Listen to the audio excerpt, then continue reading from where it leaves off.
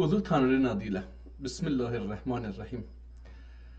انصاف علی هدایت هستم و برنامه 134 مهندسی جهل رو با آشنایی با یک کتاب دیگر به زبان ترکی قدیمی، یعنی تا چند صد ساله، خطی یعنی دست نوشته که چاپ نشده، منحصر به فرد، و همچنین با یک کتاب تخصصی یا علمی، تخصصی یا فقط تخصصی، حالا بگیم نه علمی، حالا جدا بکنیم از علم‌های امروزی، آغاز میکنم. امیدوارم که بتونیم شمعی در این تاریکی مهندسی جهل ایجاد بکنیم و بتونیم فایده ببریم. تا دیروز رساله مراه الارواح و حالا دیل بیلگیسی رو خوندیم که به نظر در رابطه با زبان، کتاب بسیار تخصصی در رابطه با زبان عربی و صرف و نحو عربی هستش که بسیار بسیار زبان تخصصی و علمی هستش. این کتاب حالا در چه سالی نوشته شده بود دقیقا یادم نیست، مثل اینکه سال 1000 بود اگر اشتباه نکنم، 446 سال پیش. نه، اون مصباح بود. این رو نتونستیم پیدا بکنیم تا چه سالی نوشته شده بود و افسوس خوردیم که در حوزه‌های علمی مناطق ترکنشین و خراسان دیگه این کتاب خونده نمیشه و به جای این کتابی فارسی خونده میشه، صرف و نحو به زبان فارسی هستش. حوزه های علمیه مناطق ترکنشین باید برگردن و بر اساس تفسیری که کتاب های ترکی ارائه میده از مذهب و دین و زبان، کلا نگاه انسان با زبان ساخته میشه. انسان وقتی به مذهب نگاه میکنه، به ایدئولوژی نگاه میکنه، به تاریخ نگاه میکنه، به جغرافیا نگاه میکنه، به زندگی نگاه میکنه، به رابطه اجتماعی افراد، به رابطه خانوادگی افراد، به رابطه اقتصادی، به رابطه عاطفی، به رابطه ستیزانه، دگر ستیزانه، به هر چیزی که شما نگاه بکنید، اینها اون درون مایه یا خمیر مایه زبان هستش. ما با زبان دنیا رو میبینیم. هر زبانی که در دین بخونیم یا در ادبیات بخونیم یا در علم و فقه و هر چیزی که اخلاق و فلسفه و اینها بخونیم، با اون زبان دنیا رو میبینیم و مجبور هستیم با اون زبان، برای اینکه هر زبان یک عینک با یه رنگ دیگری است. شما یه زبان انگلیسی رو به چشمتون میزنید، دنیا رو از چشم انگلیسی ها میبینید. وقتی به عینک روسی میزنید، زبان رو، دنیا رو از و منافعی رو که میخواید از چشم روسا میبینید. وقتی آلمانی بزنید، از چشم آلمانی ها میبینید. یعنی انگار آلمانی میشید، انگار روسی میشید، انگار فرانسوی میشید، انگار عرب میشید، هر چیزی میتونید بشید الا اینکه ترک نیستید. ما باید برگردیم و عینک خودمون رو دوباره برداریم به جهان، از زبان خودمون، از زاویه خودمون، از منافع خودمون نگاه بکنیم، تا حتی باید برتر بدوریم منافع خودمون رو بر منافع دیگر زبان ها. خب به هر حال کتاب بسیار مهمیه در زمینه زبانشناسی که اصطلاحات درسته که یک کتاب عربی رو که مراه الارواح هستش، اون رو داره ترجمه و تفسیر میکنه و توضیح میده و تشریح میکنه، اما چون به زبان ترکی هستش، اصطلاحات ادبی رو هم به ترکی ترجمه میکنه و این خیلی مهمه. امروز بریم به این منشآت یعقوب افندی ببینیم این چی میگه. این ظاهرا بر اساس این چیزی که در بالای کتاب نوشته، منشآت یعقوب افندی در سال 1116 قمری نوشته شده، یعنی حدوداً 300 30 سال پیش این کتاب نوشته شده در 48 صفحه. یه نگاهی اول به کتاب بندازیم. این جلد کتاب رو میبینید دریاست، یه دریایی، رنگ نقاشی روی آب هستش، روی دریا هستش. کتاب رو خوابوندن، یعنی عمودی نیست. الان کتاب افقی داریم میبینیم. قدش بلنده، معلومه قدش بلنده. کتاب یه نقاشی دوره عثمان رو داره، یعنی دوره عثمانی هستش. سلمقا کتابخانه احتمالاً هستش. 526 هم روش نوشته شده. صفحات بعد رو هم به سرعت ببینیم. منشآت یعقوب افندی. حالا اینجا رو برمیگردیم میخونیم. اینجا اسم کتابخونه رو دوباره نوشته، ابعاد کتاب رو نوشته. 29 یا 26 یا 29 هستش، احتمال میدم 26 و 1 26 سانتی متر 1 میلیمتر بلندی کتاب هست. طول کتاب هست 177 سانتی متر هم عرض کتاب هست، میشه 17 سانتی متر و 7 میلیمتر. کلا این وضعیت رو داره. از اینجا به بعد این با کتاب روبرو هستیم که دستخط اولیه هست. باز هم خوندن این کتاب، این خط برای من خیلی مشکل خواهد بود. درجه خیلی روی این کتاب مانور نمیدم، برای اینکه این دستخط منحصر به فردیه که بسیار برای بعضی ها بسیار آسان خوندنش، ولی برای من خوندن این کتاب بسیار سخته. نویسنده نوشتن سطرها رو از سمت پایین به طرف بالا نوشته، یعنی از جایی که شروع کرده به طرف بالا نوشته. در روانشناسی خط قبلا ها گفته می شده، الان مدت هاست که چیزی نخوندم، حدودا میتونم بگم 40 ساله که چیزی نخوندم در این باره. میگن کسی که خط رو مثلا از راست شروع میکنه ولی به تدریج به طرف انتهای صفحه که میره این خط کج میشه به طرف بالا، این علامت برتری روانی فرده، خودش رو برتر میدونه. اینجوری حالا چه آگاه باشه چه ناآگاه باشه، در این کتاب این وضعیت رو میبینیم. تمامی صفحه ها به این شکل هستش. این در پی دی اف 24 صفحه است، ولی همونطور که عرض کردم در خود کتاب 48 صفحه دیده میشه. بعضی از کلمات یا جملات رو به رنگ قرمز نوشته و از متن جدا کرده تا بگه که یه مطلب دیگری هست، حالا یا شعر یا حدیث یا میان تیتر، هر چی که هستش. خیلی در این حالی که این کتاب با خط ویژه‌ای نوشته شده که برای من خوندن اون سخته، مثل کتاب دیروز رو که عرض کردم نتونستم بخونم. این علاوه بر اون کلمات تو دل هم خیلی به هم نزدیکن و اینکه سطرها هم به هم نزدیکن و حالا تلاشی یه حمله میکنیم، ولی خب من روی این کتاب خیلی دیگه سرمایه گذاری وقتی نمی کنم. اینجا در لایو احتمالاً اگر عمری باشه خودم این رو و کتابایی که حدوداً این میشه فکر کنم نهمین کتابی که نتونستم بخونم در میان این 300 کتابی که تا الان معرفی کردم.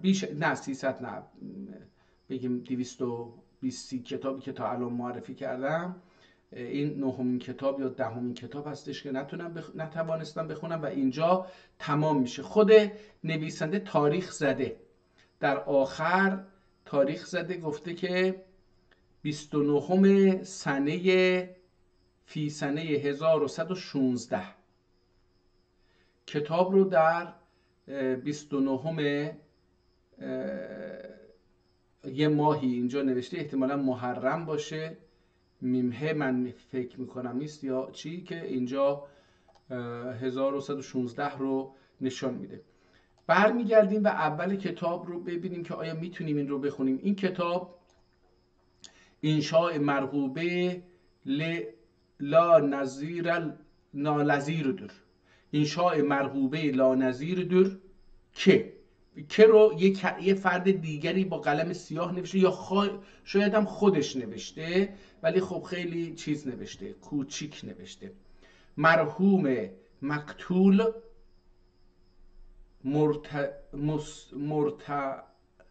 حالا بذار اینو بزرگش بکنیم که ببینیم آیا میتونیم بخونیم. مقدور احتمالا میر مصطفی پاشا Hazretlerinin Tüyül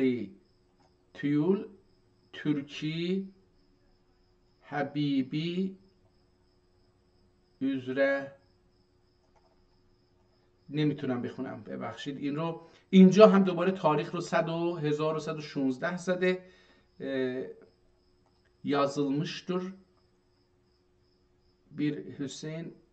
حالا اینجا حسین انگرانگین رو هم میتونه انگرارنگین، نمیتونم، این خط خیلی سخت خوندنش. برگردیم ببینیم از این صفحه اصل کتاب میتونیم یه چیزی بخونیم. دوباره این کتاب بدون بسم الله شروع میشه. به احتمال بسیار زیاد چند کلمه از این کتاب، چند صفحه از این کتاب از بین رفته. برای چی؟ برای اینکه اگر شیرازه کتاب رو که الان دارم نشون میدم دقت بکنید، این شیرازه پاره شده و جلد دیده میشه. به احتمال بسیار زیاد تعدادی از صفحات کتاب از بین رفته. صدر اعظم فی فیض مکین yüce üzere tahrir sadrul azam fi feyz mekin yüce üzere tahrir olundu خوبیدر خویدر اناس. حالا این چیه دیگه نمیتونم بخونم. دوستان برای خواندن یک چنین کتابی باید حوصله خرج داد، خوند، حتی غلط خوند، رفت صفحه ها رو به تدریج خوند، رفت جلوتر. چشم انسان و مغز انسان بتونه اول با گردش قلم برای ترسیم حروف و نقاشی کردن حروفی که به هم وصل میشن آشنا بشه، که این آدم برای ترسیم مثلا الف واو ه خ جیم دال ز ر و شین صاد تا زا عین غین ف، اینها به هم چه شکلی عمل میکنه. اول باید چشم ما به نقاشی خط، نقاشی این متن عادت بکنه، بتونه بفهمه که مثلا من الان مخلص رو اینجا میفهمم، ولی مثلا این چی هستش؟ افاتی این چی هست مثلا؟ این رو یعنی باید متن رو به قدری با حوصله همینجوری غلط خوند رفت تا چشم عادت بکنه. یواش یواش چشم و مغز شروع میکنه به دیدن جزئیات و تشخیص اینها از هم، جدا کردن اینها از هم و اصلاحش. بعد برمیگرده دوباره اون رو درست میکنه، دوباره همینجوری و این خط رو آگاه میشه بهش. حالا مثلا این عزتلو بخونیم، اینو چی بخونیم؟ حرمت. و رفعتلو باید باشه. عزتلو و رفعتلو گرنداشم. حالا اینجا رو خوندم. عزتلو و گرنداشلو رفعتلو گرنداشم پاشای محترم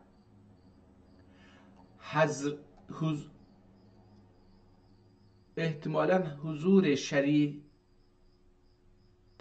تنیش حاضرلر حضور. دوباره اینجا نگاه کنید، این حاضر ترتیش حضور. دوباره این چی میتونه باشه؟ نمیدونم. حاضر رو میتونیم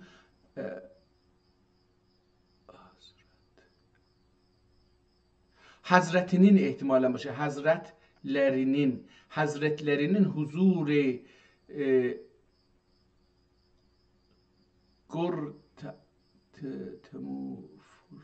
وافر تمفر حضور پو گر گر تمفر همان وافر خودش نوشته ها. یک کسی دیگر احتمالا اینجا زیر کلمه ها، اون کلمه هایی که خوندنش سخته رو یکی نوشته.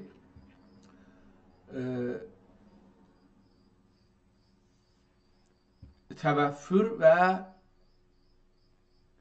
محصور سرمسونیه و ورودی.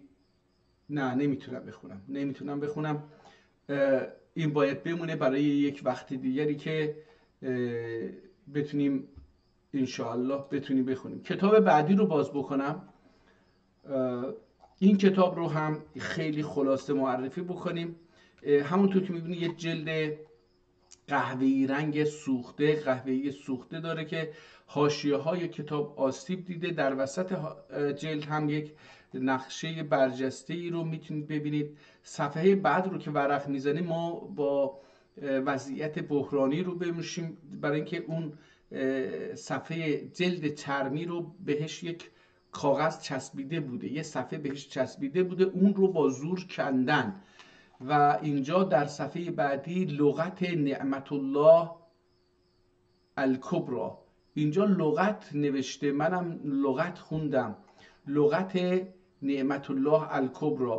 این احتمال، البته اینجا یه چیز هم خیلی ریز نوشته، درویش ادهم، درویش ادهم. حالا اینجا هم یه مالی هستش، مالی، احتمالاً اول کلمه یه چیزی بوده که چیز شده. حالا من دوباره اینو کوچیکش میکنم که بتونیم صفحه رو ببینیم. آب رفته داخل کتاب، متاسفانه آسیب دیده. شیرازه کتاب رو میبینیم یه مقدار آسیب دیده، ولی خب خیلی آسیب جدی نیست.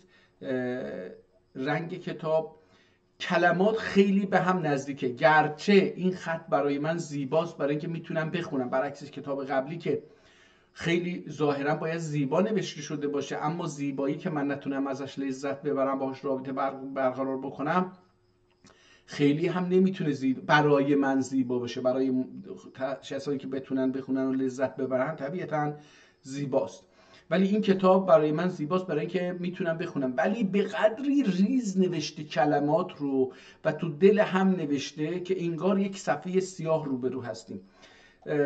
و از نقطه استفاده کرده، از کلمات، از نقطه های قرمز، از ویرگول استفاده کرده، از کلمات به رنگ قرمز استفاده کرده برای جدا کردن کلمه ها و جمله ها.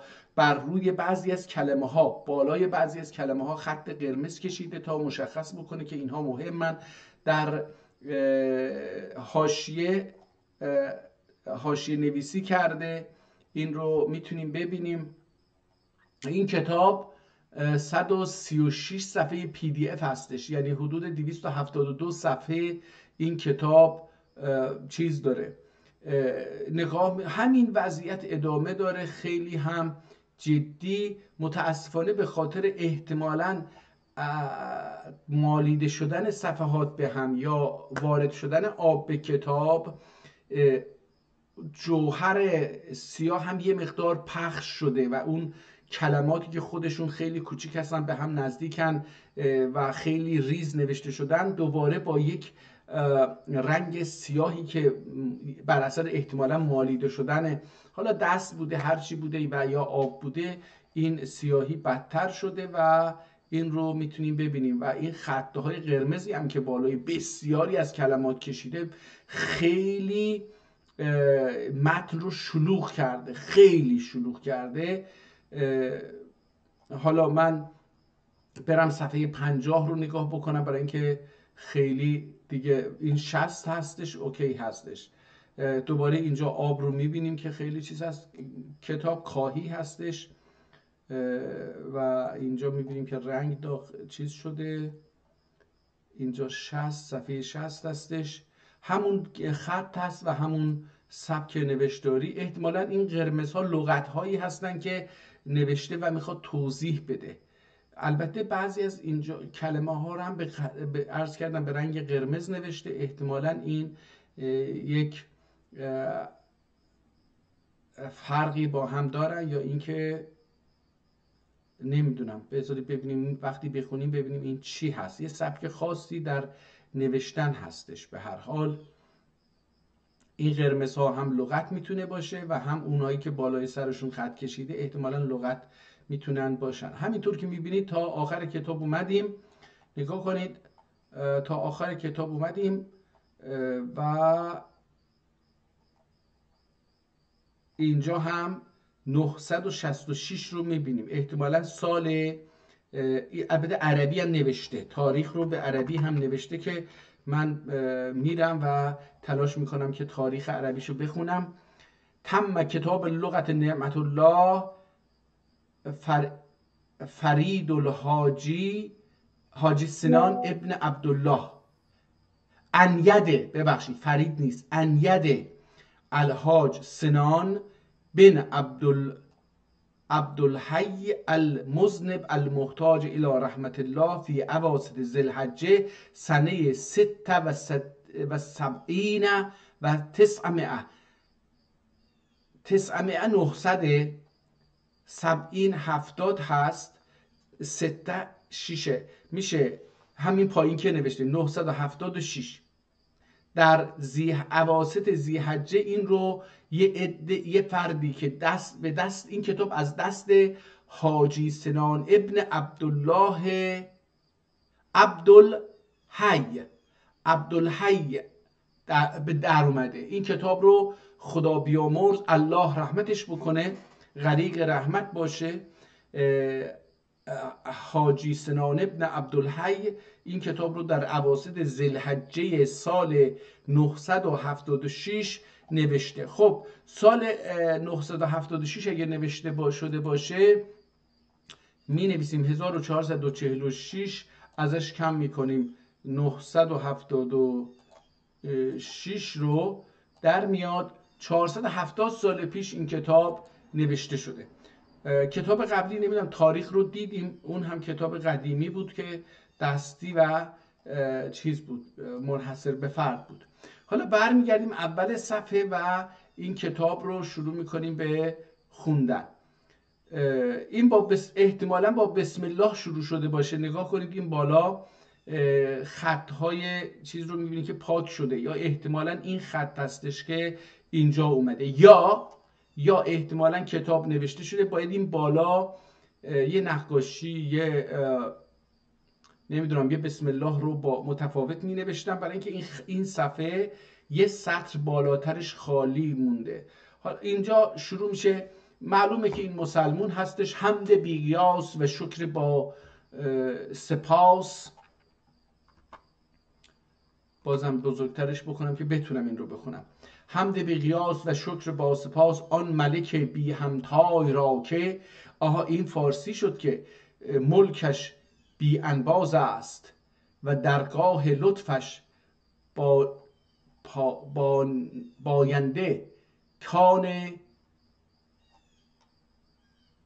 احتمالاً بانیده کان مخلص باز است. غفار الذنوب ذات پاک اوست، ستار العیوب صفات بی همتای اوست. قطعه یه شعری یه چیزی گفته. ای بو صفت بیان ما همه هیچ.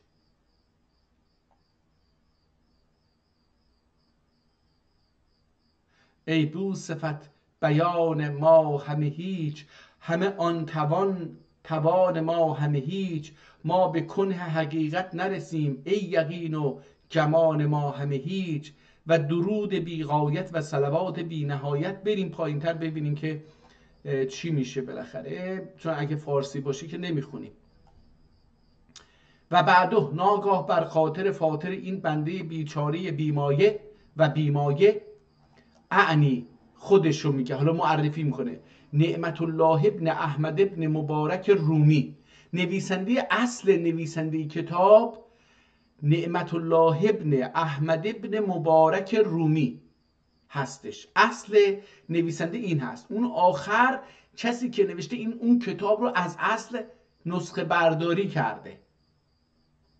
خطور کرد که از کتب‌های لغات فارسی لغت‌ها جمع کنم و کتابی سازم که از این بیچاره یادگار مانده و باشد کار کسی را شاید، یعنی به دردش بخوره و شاید و باشد کار کسی را شاید. بیت از این بهتر چه باشد هیچ کاری که در عالم بماند یادگاری. و دیگر نقطه دیگر دستم به زیر خاک چو خواهد، همون شعر دوباره احتمالا دیگر یعنی شعر دیگر.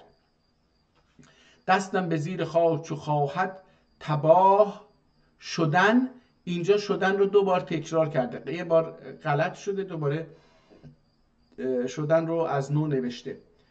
باری به یادگار بماند خط سیاه، اگرچه این کار حد این قلیل البضاعه نیست، اما بر مقتضای لا یدرک کله لا یترک کله.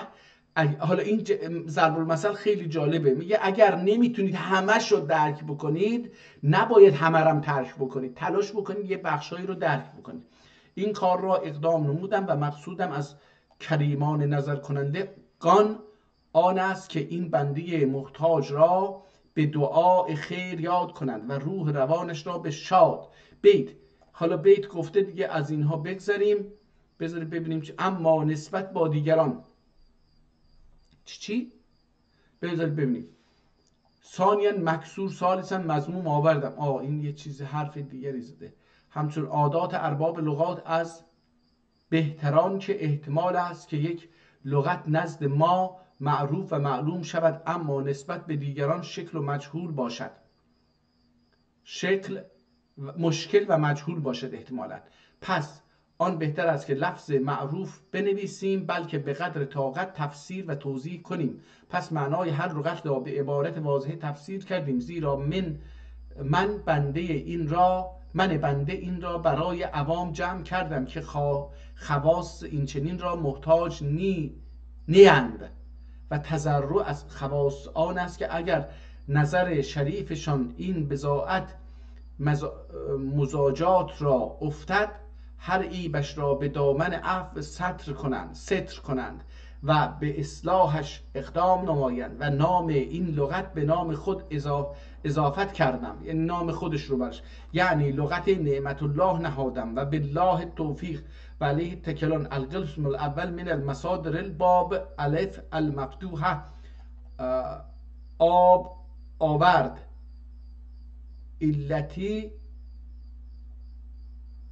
علتی بر سنب ستور بدید آمدن، یعنی تورا ایاغنده بیر علت ظاهر. اینجا ترکیه دیگه. من اوکی. آب آوردن یعنی چی میشه؟ این بالای این چیز خط قرمز کشیده، این لغت رو میخواد بگه. آب آوردن، علتی بیر سنب ستور بدید آمدن. حالا اینجا یعنی چی؟ یعنی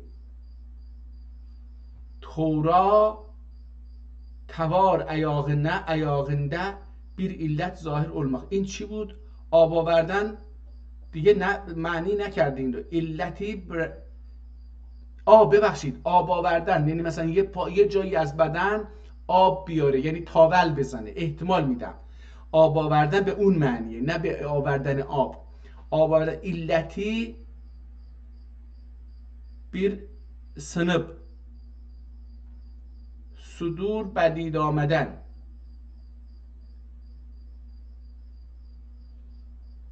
یا علتی بیر سنب سبب میتونه باشه. علتی بر سبب ستور بدید آمدن یعنی توار ایاغنده توار داغار. ستور اینجا حیوانات هستش احتمالاً، اونم سنبه. علتی بر سنب، آب آوردن علتی بر سنب، ستور بدید آمدن یعنی Tavar ayağında bir illet zahir olmak, yani su inmek. تموم شد. حالا معنی کرد بالاخره این کتاب ترکیه. آب گشادن، حالا این چیه؟ تبار ایاغنه اینر. بذارید ببینیم، حالا برگردیم این بالای صفحه ببینیم. سوی چیگرمق، داور ایاغنه اینر سوی، اینر باید باشه یا اینن، اینن سوی چیگرمق، اون آبی که برای حالا جمع میشه در، مثل من گفتم مثل تاول، بلکه تاول نیست، احتمالاً یه چیز دیگریه، من نمیدونم، اون رو خالی بکنن. آبستن yüklü olmak، یعنی حامل. آبستن yüklü olmak. اتفاقا در زبان ترکی آذربایجانی و بعضی جاها نمیگن حامله هست، میگن مثلا این خانم میگه yüklüdü، یعنی بار داره، یه باری رو حمل میکنه. آبستن yüklü olmak یعنی حامل. آجستن چیه؟ bir yere ağaç ve taş denmek. آجستن چی هست؟ آجستن bir yere ağaç ve taş dikmek. دیکمک یعنی جمع کردن، گذاشتن. یه جایی که بتونید اونجا آغاج میشه درخت، درخت بکارید، یا سنگ جمع بکنید روی هم، به اونجا میگن آجستن در زبان فارسی ظاهرا. آختن، آختن چی هست؟ قلط و بیچاق چکمک و سکو حواله ایلمک و سکو حواله ایلمک و بیتشمک و öğrenmek و idman eylemek و ergürmek. این خیلی آختن خیلی معنی های زیادی داره در زبان ترکی. میگه قلچ و بیچاق چکمک، شما بخواید مثلا شمشیرتون رو میکشید یا چاقو میکشید که مثلا دعوا بکنید. و سکو حواله اتمک، حالا این وسکو یا و سنو حواله اتمک، نمیدونم ایلمک یعنی چی میشه، یعنی سکو رو نمیدونم چیه، حواله ایلمک احتمالاً یعنی برای یک بزنی. وسکو حواله ایلمک یعنی چاقو رو بکشید یا قلیچ رو بزنید و بخواید بزنید یکی رو، فکر کنم. و بیتیشمک، بیتیشمک دوستان این یه لغت جالبی هست. مثلا شما یه لحاف دارید، من میخوام مثال بزنم بیتیشمک رو بفهمیم. بیتیشمک عبارت است از، مثلا شما یه لحاف دارید که این داخل لحاف جنسی که داخلش هستش شما رو گرم نگه میداره، اون مثلا پشم گوسفنده. این بعد از یه مدتی به هم میچسبه و سفت میشه، اون نرمیت اولیه و این پفی اولیه رو نداره. اینو بهش میگه بیتیشمک، برای اینکه این پشم‌ها به هم چسبیدن مثل موکت شدن. و öğrenmek یاد گرفتن و ادمان ورزش، امروزه که گفته میشه، این در 470 و چند سال پیش گفتش، 470 سال پیش گفتش که آقا ادمان ورزش ایلمک و ارگرمک. ارگرمک هم شوهر هستش، مثلا یه رفتن خواستگاری یه دختر میاد ببینه این آدم چیز میشه، ولی به معنی قهرمان و جنگجو و رزمنده و اینها هم هستش، یعنی ممکنه که منظور این باشه که یک آدم جنگجو رو بتونه بیاد. آخانیدن یعنی چی؟ متعدی، آراخیدن از کلمه آراخیدن. و گلینمک، آراخیدن نمیدونم چی هست، آخانیدن هم نمیدونم چی هست. دینلنمک ببخشید، دینلنمک، دیکلنمک نمیشه، دیکلنمک به معنی بلند شدن، دیک یعنی بلندی، بلندایی. دیکلنمک یعنی بلند شدن. مثلا یکی داره زور میگه، شما دیکلنمک میکنید، جلوش وای میستید. یا اینکه از جاتون بلند میشید، نشسته بودید بلند میشید. خب این دیکلنمکه. اما دینلنمک بخونیم اگر، یعنی کاف رو مثل نون بخونیم، دینلنمک به معنی استراحت هستش. آرامیدن فارسی مثلهو یا مثلهو آرام کردن. مثالش هم اینه، مثلهو مثالش آرام کردن، مثلهو آرامیدن. دوباره 3 تا مثال میزنه برای آرامیدن که آرامیدن چی هستش. آرام کردن، آرامیدن. مثلهو بالقصر لغت آرامیدن از آرامدن، آرامدن هستش. میگه این خلاصه بالقصره، وقتی خلاصه تر نوشته میشه به جای آرامدن نوشته میشه آرامدن. میگه این قصر نوشته بشه، خلاصه نوشته بشه اینجوری. مثل چی؟ آرامیدن، آرامیدن، لفظیندن، تخفیف اولونوشتور. از کلمه آرامیدن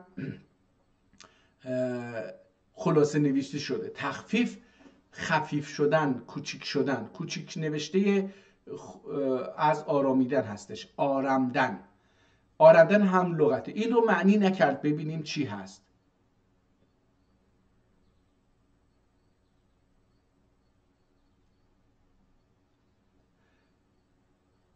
آراستن،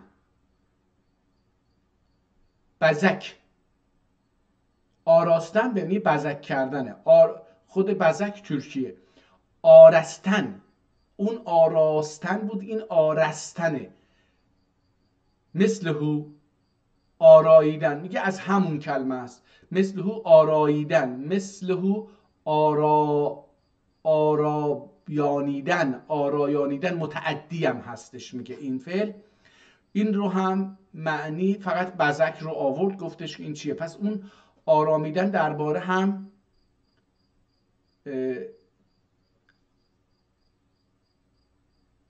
آراخیدن. احتمالاً دینلمک یا دیکلنمک همون کلمه آرامیدن رو هم از اونجا گرفته باشه، نمیدونم، اون رو معنیش رو نیاورد یا من متوجه نشدم. ارزیدن چی میشه؟ بهاسینه دگمک.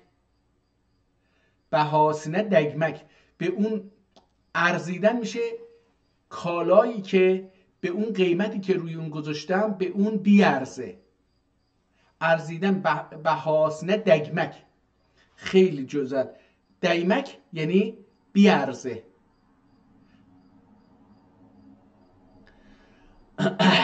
جالبه، من این کتاب جالبه برای من، برای اینکه راحت میتونم بخونم. ارزانی شدن، لایگلمق. ارزانی شدن، لایگلمق. ارزانیدن مثلهو و اجوز المق.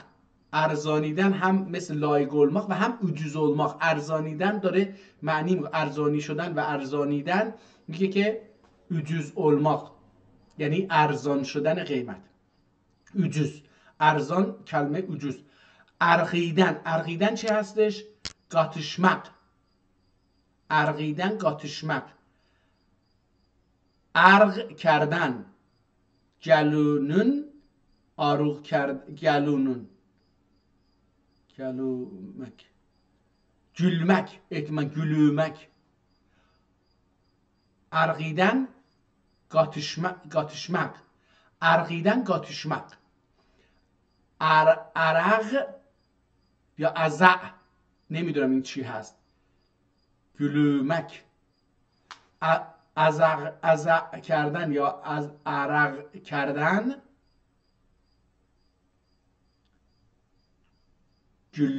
گلومک، گلمک احتمالا. آروغ کردن مثلهو و بالقصر سپلمک.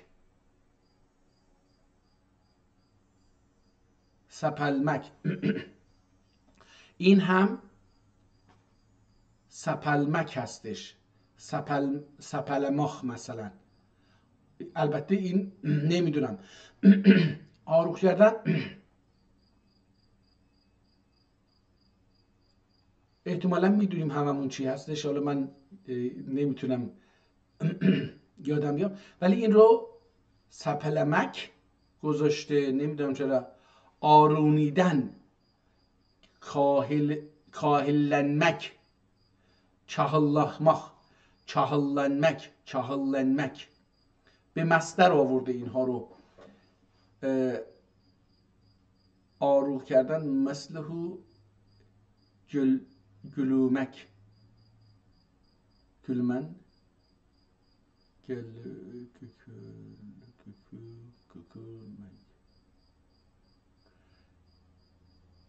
خب اینجا با یه لغتنامه مواجهیم که کلمات فارسی رو به ترکی ترجمه میکنه. بریم صفحه 30 این کتاب، یه مقدار از صفحه 30 PDF البته نه 30 کتاب بخونیم، ببینیم که اینجا مثلا 36 هستش احتمالاً. بریم از اینجا یک چند کلمه، اینجا یه مقدار فرق آورد برای اینکه کلمات قرمز رو بهتر، یعنی خطش هم بهتر شد. الان بیت بنده او بود فلک لا شک، چاکر او بود جهان آور، وقتی زشت معناس نه و آوردن لفظیندن صیغه امر دور. این چی بود که اینجا آورد؟ آورد یقین معناسی ندور. آور یقین معناس ندور، یعنی زن و شک علمیه شبهسیز بیلمک دور.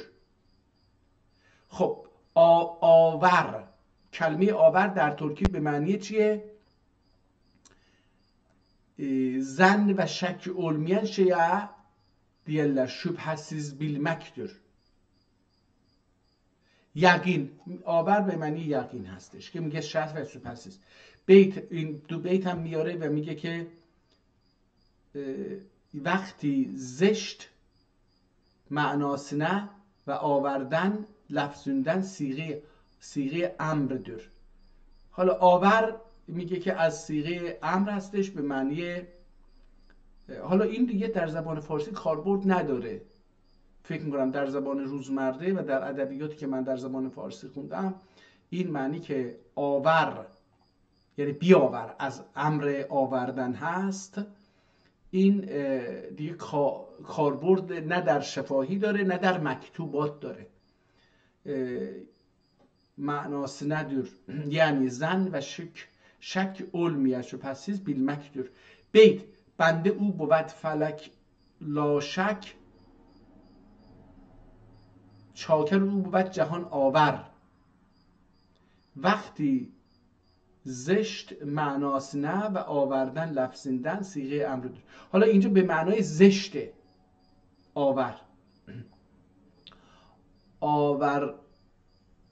آورمرد یا آورمزد، مشتری یلدزه. اون در آسمان چیز هستش اسم اون مشتری یلدزه یعنی چیز هستش، میگه این آورمرده یا آورمزده. آورپز به معنی آبریز یعنی قدمگاه، توالت. آورپز به معنی جالبه، به معنی آبریز یعنی قدمگاه. آورین آردج آغاجی، آردج آغاجی. حالا این همیشه جوان میگن چی میگن به این درخته؟ کاج. آورین آردج آغاجی. آورچه دفتر، آورد دفتر پس ترکیه. دوستان نگاه بکنید دفتر ترکی هستش. آورچه آورد. این کتاب به ما نشون میده که چه کلماتی رو من البته هر چه دارم میخونم به نظرم میاد که زبان فارسی چون زبان مصنوعی هستش، ساخته شده ترکا هستش، در جوامع فارسی زبان چیز شده، کاربرد خیلی زیادی نتونسته پیدا بکنه، در نتیجه به تدریج فراموش شده چون که طبیعی زاده نشده. این به ذهنم یکی اومد. یکی این که با خوندن این کتاب ما میتونیم بفهمیم خود چه کلماتی در ریشه ترکی داره، به جای اینکه مثلا بیایم بگیم چیز هست. آورد، جنگنده، çalışmak. آورد دو تا معنی داره، جنگنده، جنگیده، çalışmak، در جنگ فعالیت کردن، در کارهای جنگی فعالیت کردن. آورد ناورد ikisi bir ma'niyedir. این آورد و ناورد هر دوتا به یک معنی هستش، یعنی جنگ و مبارزت، به معنی جنگ و مبارزت هستش. بیت دلیرانش که تاوردند بر خاک، کنند از کینه با بهرام ناورد. آوردگاه خریگاه معناست، نه آورده نه مثله. آوردگه مثله. آورس یا آورس نمیدونم، خیلی کلمات چیزه به زبان فارسی نمیخوره. معلومه که ساختگی آورس آردج و یا سرو آغاجه. آورس آردج و یا سرو آغاجه به این دوتا میگن. و صورت تاروسی ددیکلری صورت تاروسی، نمیدونم این چجوری صورت ددیکلری، یه نوع صورتیه تاروسی، نمیدونم ددیکلری دور. آورگوش، سلگم köpeh. آورگوش یه نوع سلگم köpeh. سلگم دورتمه، اما این köpeh سگه، به سگ میگن köpeh. حالا این سلگم köpeh چه نوع سگیه من نمیدونم.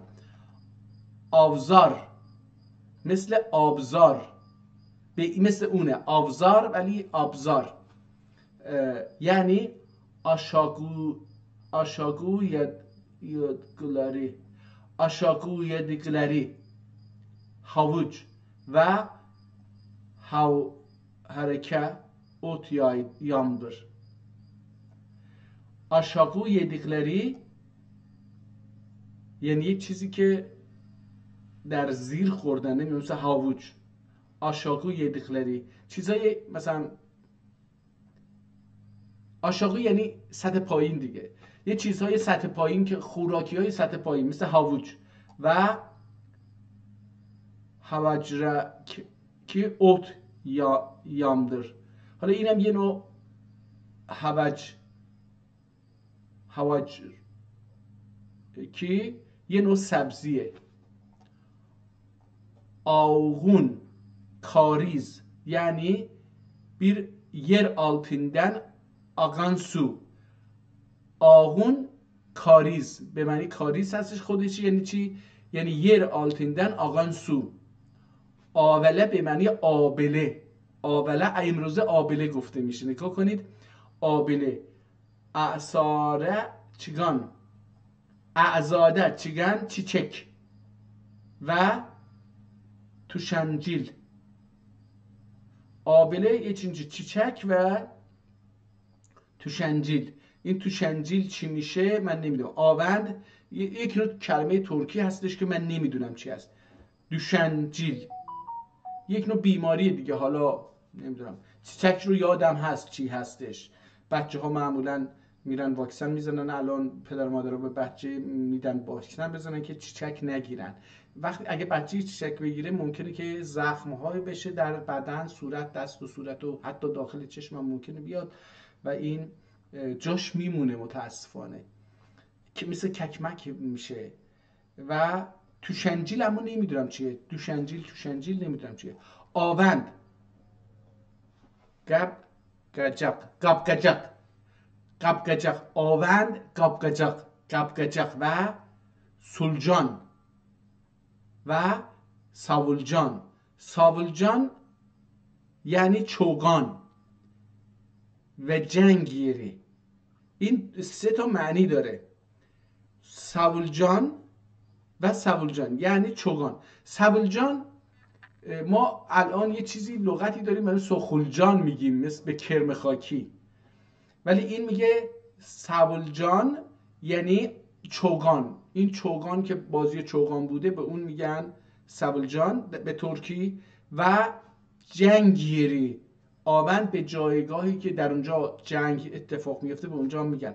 آونگ asılmış nesne, nitekim ondan غلط edip haveng derler. آونگ میگه هستش اصل asılmış nesne، یه چیزی که آویزون بکنن از یه جایی. هر چیزی که از اونجا آویزون بکنن از یه جایی بهش میگن آونگ. میگه نتکم آندن غلط edip، اما از اون غلط کردن، یه اشتباه درک کردن، گفتن که هونگ درلر، به هونگ هم میگن به اون، در حالی که هونگ اون نیست. آوه، آوه یعنی چی؟ آه و آه.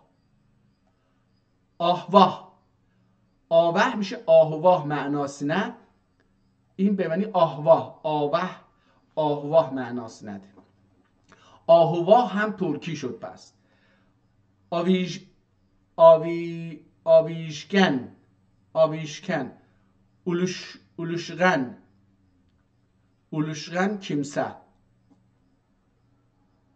آویشگن، اولوشغن kimse.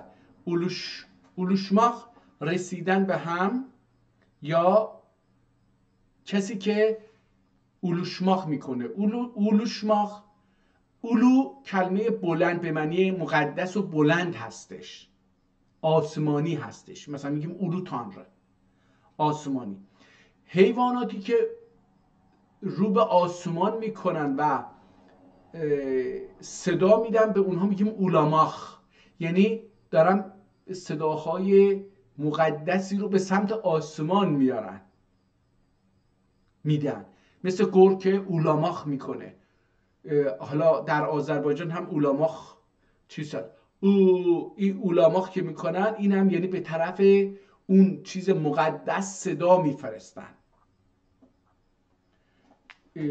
عین حال رسیدن هم هست، به یه چیزی رسیدن. اولاماخ یعنی یه چیز رو بفرستی به یکی که برسه، مثل نامه اولاشترماخ یعنی برسه به اون چیز. اینها حالت مقدس داره. خب چی گفتش که حالا اولشغن یعنی اون چیزی که میرسه، نامه. مثلا اینجا اولشغن kimse، اون کسی که نامه رو میبره. اولشغن اون کسی که پیغام بر هست، پیغام رو میبره، بهش میگن اولشغن. مثلا شما فکر بکنید که یکی داره از تبریز میره، مثلا بگیم استانبول، ما ازش خواهش میکنیم یه کتابی، یه چیزی از ما برای یه کسی در اونجا ببره. این اسم این آدم چی هست؟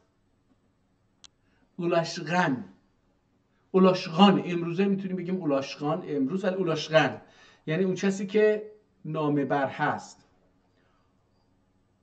آواه، آشلر. آواه، آشلر، آش به معنی غذاها. آویخته، سرگمش، sarıkmış ya da sarıkmış و asılmış. آویخته، sarıkmış. sarıkmak یعنی مثلا دستی جایی شکسته باشه، شما اون رو سرمخ بکنید، یعنی با یه چیزی ببندید. sarıkmış یعنی بسته شده، یا حالا بسته شده که بگیم سرمخ دیگه. مثلا در گذشته قبلا گفتیم که کفش مثلا چیز نبود، همه نداشتن، یه جوراب میپوشیدن و این شلوار هر چیزی که بود تنشون اون رو زیر اون جوراب میذاشتن و روی این از پاشون یه چیزی مثل پارچه بلندی رو اینجوری پاپش بهش میگفتن، این رو دور پا تا زانو اینجوری میپیچیدن، چه سرقمش میشه، سرماخ میکردن. این سرماخ که میشد دیگه، حالا اگر حیوانی نیشی میزد، ماری چیزی عقربی نیش میزد، دیگه اون نیش به پا به بدن نفوذ نمیکرد و همچنین از سرما نگه میداشت پا رو. نتکیم آندن غلط اده نه اونجا و اصلش و آسلمش هم به معنی اون آویخته، به معنی آسلمش هم هستش، یه چیزی که آویزان بکنید از یه جای بلندی. آویز مثل هو عین همون آسلمش هستش و سرقمش و ات آساجاق چنگل. ات آساجاق آویز علاوه بر اینکه آسلمش به معنی وجود داره، به معنی چی هم هست؟ ات آساجاق، گوش رو از یه چیزی آویزان میکنن، به اون میگه، خودش میگه چنگال. چنگال هم ترکی هستش و هر آسلمش نسنیه و آسجق نسنیه اطلاق اولونور، به هر چیزی که آویزان بکنن یا به اون چیزی که باید آویزان کرد گفته میشه چی؟ آویز، اطلاق اولونور.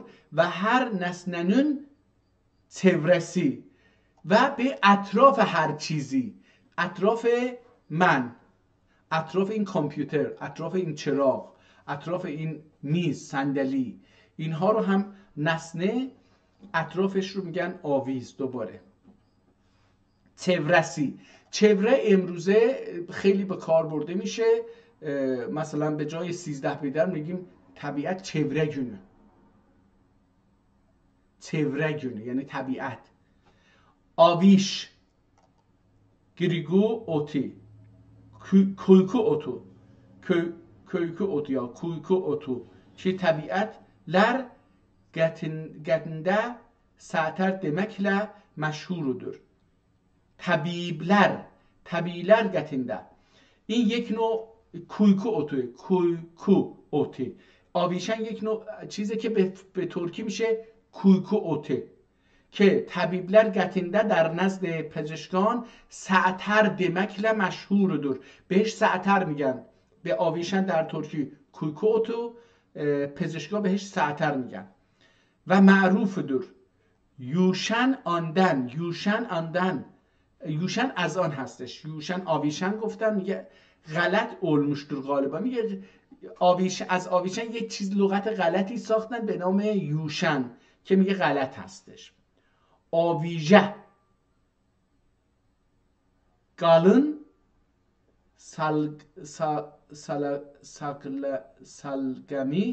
سلگمی، بعضی لغت ده گواق سلگمی واقع علمش. این رو خیلی متوجه نشدم چون گان سلگمی، گان سلگمی، نمیدونم این سلگم چی میشه. گان یعنی خون، سلگم خون هست. بعضی لغتلerde در بعضی لغتلerde گواق سلگمی واقع olmuştur گفتن، گواق سلگمی. این گان یا گواق احتمالاً به کدو نه گواق به، حالا بیا و درستش کن.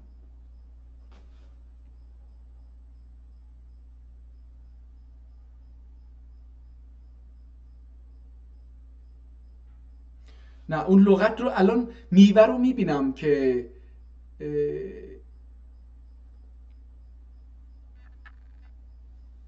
حالا ولی اسم ترکیشو بلدم ولی الان ذهنم نمیاد. خود میوه رو الان تو ذهنم میبینم که چی هست. معمولا دو سه رنگ، یکی که خیلی مشهوره الان تو آمریکا و اروپا زرد رنگش هستش که برای یه شبی اینها رو مثل چیز درست میکنن، میذارن جلوی در و اینها به اون و ما باهاش غذا درست میکنیم میخوریم. خیلی هم خوردنی هستش. میذاریم میپزه در با بخار یا یه ذره آب میریزن، این رو میذارن مثل شبیه قارپز هستش، هندوانه هستش، ولی میذارن یه مقدار خشک میشه، داخلش هم خالیه، معمولا دونه های خیلی درشتی هم داره. حالا بیا و درستش کن، یادم نیفتاد اسمش. خب بریم صفحه 60 کتاب ببینیم، یه ذره هم از اون صفحه 60 کتاب بخونیم ببینیم که چی هست. شمس فخری، تو رسمی، فریدون و باریکترا.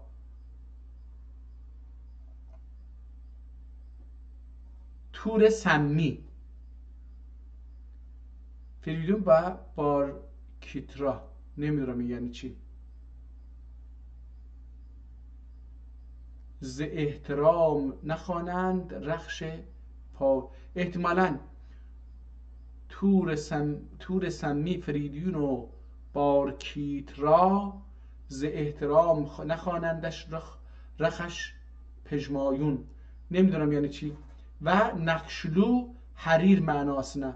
شمس فخری یا شمس فخری باید بخونیم اینو، میگه نقشلو حریر معناست نه. دقیق گلور به معنی ابریشم که دارای نقش و نگار هستش. گلور. برمخید، برمخید یعنی چی؟ فرزند آق، یعنی آسی اغلن. و گرا، حالا برمخید فرزند آق یعنی آسی اغلن و قز. برمخیده مثلهو یعنی آتسنه آنسنه آسی اولان اغلانه درلر. شمس فخری پیش از ظهور عدل شهنشاه تاج بخش، گرچه فلک حروف جهان برمخیده بود. مرتاض شد سپهر و جهان هم مطیع گشت، و وین ازو گود رأفت شاه خفیده بود، یعنی پسندیده. حالا این دیگه ولش کنید. برمک bir taifenin ismidir ki gümde ve sahara ait olmuşlar. Cermide ve sahara bir taifenin ismidir ki Cermide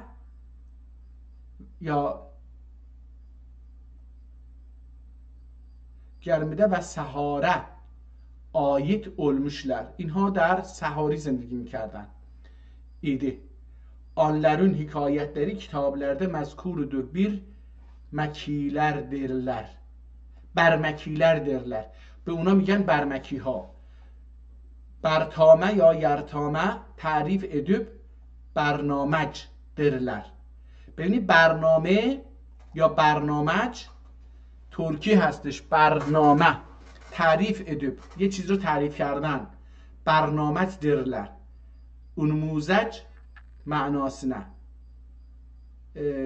انموزج فکر کنم که راهنما باشه، الگو باشه، به معنی نموزج عربیه. انموزج معناست نده. پرن ülker، پرن ülker یلدز. حالا یه ستاره هستش به نام ülker که عربجه ثریا معناست نداره. پس اون ستاره‌ای که یا اون قمری که در آسمان هست بهش میگن ثریا، در ترکی ülker هستش اسمش. کمال استفهانی سیاست تو اگر بانگ بر سپهر زند، بنات نعش به هم برافتد بسان پرن. برن süreki bir nakıt پرمان etmek alacası. حالا دیگه خیلی متوجه نشدم. پرنبور، پرینبور، بادگز، بادگره معناست نه، بادگره معناست نه که oğlan higler, oğlancıklar kün paresin değirmece edip ortasını delip ip geçiripler perlergardır. Perinur bir badeftere manası nedir? بادگره. حالا این نمیتونم دقیقا بخونم. بادگره معناسی نه. oğlanlar, oğlancıklar بچه های کوچک گön paresin دگرمه. این یه چرم رو، یه تکه از چرم رو میبرن.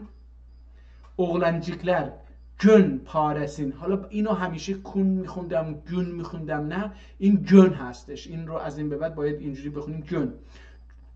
نگاه کنید چند کتاب قبلی این رو خونده بودم، الان متوجه شدم که این رو باید گön خوند به معنی چرم. گön paresin دگرمنجه ادوب، یعنی اینو سوراخ میکنن. ortasın دگرمه ادوب ortasın delip دگرمجه دیگه گردش میکنن دایره وار. دگرمجه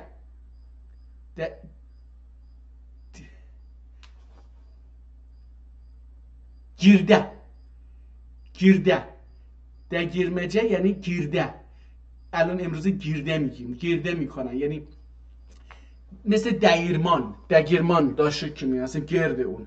دگرمجه ادوب یعنی اون رو دگرمه دایره بار، دگرمه دغرانماخ، دگرمه ادوب یعنی گردش میکنن. ortasını delip اون رو وسطش رو سوراخ میکنن. ip geçirerler از اون یه نخ عبور میدن. من دیدم این رو، نمیدونم تو گردن بچه ها اینو دیدم. ادوب geçirirler perler ana derler یا perlana derler. پرپرانه درلر. احتمالا این پرپرانه بتونیم بخونیم. اینو پرپرانه میگن بهش. این یه وسیله است که بچه ها از چرم، از یه تکه چرم یه دکه‌ای رو میبرن، اون رو گردش میکنن دایره دگirmece edip ortasını delip ip geçirirler و پرپرآنا. من اینو یادم میاد یه چیزی بود که اینجوری این وسط میچرخید، مثل اون بوده. این اواخر که ما از روستا به شهر کوچ کردیم 50 سال پیش، این در نوشابه ها رو، کوکاکولا و اینها رو با سنگ میزدن، راستش میکردن، بعد وسطش رو دوتا سوراخ میکردن، یه ایپ، یه نخ کلفت رو از این دوتا سوراخ عبور میدادن. یه سرش که چیز بود این رو به هم میبستن، اون وقت این رو داخل دوتا انگوش میذاشتن، اینجوری میچرخوندن و بعد اینجوری که میزدن این مثل فرفره میچرخید اطراف خودش، یه صدایی هم میداد. فکر میکنم اینو میخواد بگه، پرپرا. ما الان فرفرا میگیم بهش. derler. Parand bin manasına Arapça biridirler. Berid derler. Parand pek manasına Arapça berid derler. Ve ilmi padişahi, علم پادشاهی و قلج جوهری و ümit tutti demektir. Ümit tutti demektir ve harir sade و حریر ساده. به حریر ساده هم ابریشمی که گل نداشته باشه هم بهش میگن. بیت ای بر تیغ و تبر تو یکسان، سنگ و سندان و پرنیان و پرند، پرند و گیرک. پرندوش یعنی چی؟ اسرقی گرن. این اسرقی چی هست نمیدونم. گرن یعنی کسی که ببینه. و اسرقی گچه یعنی دün dekil evvelki gün. Dün değil. Dün yani دیروز. Dün değil evvelki gün. Bir gün önce. Pes in پرندوش اسرقی gün. اسرقا gün. اسرقا gün. اسرقی gün. امروز ما میگیم dünən اسرقا gün. dünən یعنی حالا در ترکی میگن dün ما میگیم dünən. dünən اسرقا gün. امروزه اینجوری میگیم اسرقا gün. یه روز قبل از دیروز. این میگه که اسرقی gün یه روز قبل از دیروز و اسرقی gece. gece هم گفته میشه اسرقا gece یعنی dün değil evvelki gün. دیروز نه یه روز قبلش. و evvelki gece. این دوتا مثال رو میذاره. پرندون مثلهو پرند و شنیه. اسرقی gece. حالا دیگه پرندوشینیه. پرندوشینیه. این پرندوشینیه یعنی چی؟ یک کلمه فارسی باید باشه که میگم دیگه. حالا این کتاب رو که میخونیم میبینیم زبان فارسی دیگه چون بومی نبوده ساخته ترکا بوده و ترکا دیگه ازش استفاده نمیکنه از بین میره. اسرقی gece. برای همینم همیشه در زمان شاه من یادمه وقتی کتابا رو میخوندیم میگفتن که زبان ترکی رو درست رو باید از ترکا فهمید. چون این زبان متعلق به ترکاست. ترکا این رو حتی من یادمه رادیو برنامه میذاشت. ما وقتی قالیب بافی میکردیم رادیو رو باز میکردیم اونجا من اینها رو میشدم. میگفت که درسته که ترکا رو مسخره میکنن لهجه دارن و اینها ولی شما بخواید کلمات رو درست یاد بگیرید باید از زبان ترکی یاد بگیرید. این هم یه چیزی بود که من هی میشنیدم. پرنده uçucu. Bir küçük bir küçecek kiminin adıdır. Gıygıdan gerçektir. Geçeren. Gıygıdan. احتمالاً gıygıdan gırgı همون باشه. gıygıdan صفحه 45 بخونیم. دیگه از همیشه از صفحه اول از جایی که لغت رو شروع میکنه بخونیم. جانان یعنی چی؟ معشوق و معشوقه.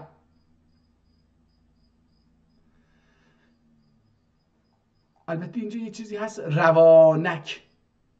Can üzerine fazli bu beytide zahirdir. روانک جان üzerine. ببخشید این احتمالاً روانون باشه به معنی فارسی ترکی هستش. روانک میتونه باشه ولی روانون هم باشه. جان üzerine. جانان معشوقه و معشوق و معشوقه. جانان مثلهو. جانان هم مثل همین جانانه. ببخشید جانانه مثلهو یعنی مثل جانانه. جانباز وصف ترکیبی دور بازی میکنه یا با جانها بازی میکنه. جان اوینایجی یعنی هم دمکدور. جان اوینایجی دمکدور یعنی کسی که با جان بازی میکنه یا جان با خودش هم جان خودش هم جان دیگران. جانباز کسی که با جان بازی میکنه یعنی با جان خودش یا جان دیگران. جانبازی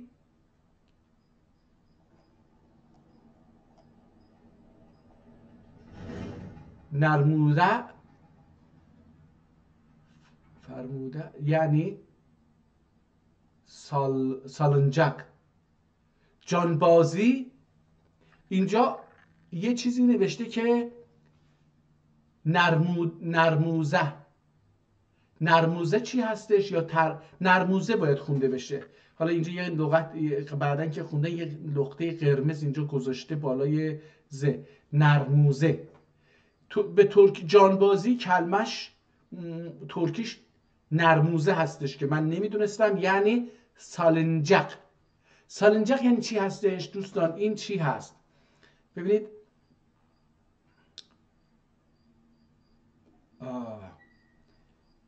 چوف.